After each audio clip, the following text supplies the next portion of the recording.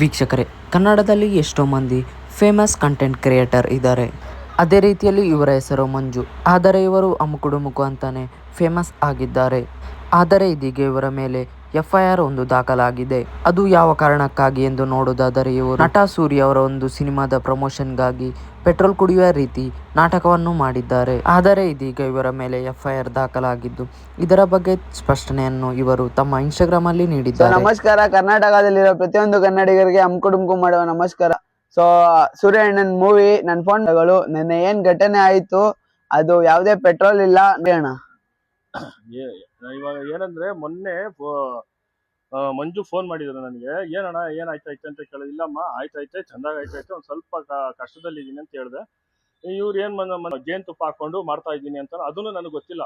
But ಇವ್ರು ಮಾಡಿದಾಗ ನಾನು ನಿಜದಲ್ಲಿ ಏನ್ ಅನ್ಕೊಂಡ್ರೋ ಗೊತ್ತಿಲ್ಲ. ಇವರು ಟ್ಯಾಕ್ಸ್ ಅಲ್ಲಿ ಬಂದ್ಬಿಟ್ಟು ಇವ್ರು ಮಾಡಿತ್ತು ನನಗೆ ಗೊತ್ತಿಲ್ಲ. ಆಕ್ಚುಲಿ ಇನ್ನೊಂದು ವಿಡಿಯೋದಲ್ಲಿ ನೀವು ನೋಡಿದಿರಾ, ಇದು ನಾನು ಅನ್ಕೋಬಿಟ್ಟಿದ್ದೆ ಇದೇನೋ ಇದು ಇರ್ಬೋದು ಅಂತ. ಅಲ್ಲಿ ಹಾಸ್ಪಿಟ್ಲಿಗೆ ಹೋಗಿ ಕರ್ಕೊಂಡೋಗಿತ್ತು, ಹೋದ್ರೆ ಅಲ್ಲಿ ಏನಿಲ್ಲ ಅಂತ ಹೇಳಿದ್ರು.